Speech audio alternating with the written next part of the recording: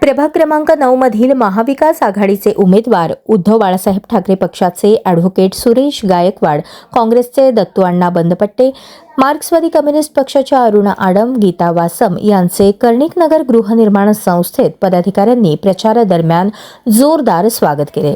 सोलापूर महानगरपालिकेच्या सार्वत्रिक निवडणुकीचे चित्र आता स्पष्ट झाले असून प्रचाराला सुरुवात झाली आहे।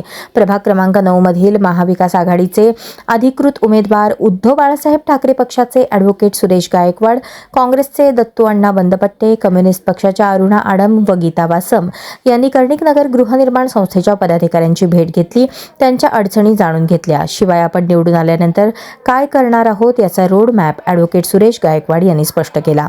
प्रचारार्थ झालेल्या भेटीत कर्णिकनगर संस्थेच्या पदाधिकारी प्राध्यापक अशोक काजळे, सचिव छत्रपती संचालक Jadhav, vice chairman SR Patil, प्राध्यापक कृष्णा देवकर आदींनी जोरदार स्वागत केले।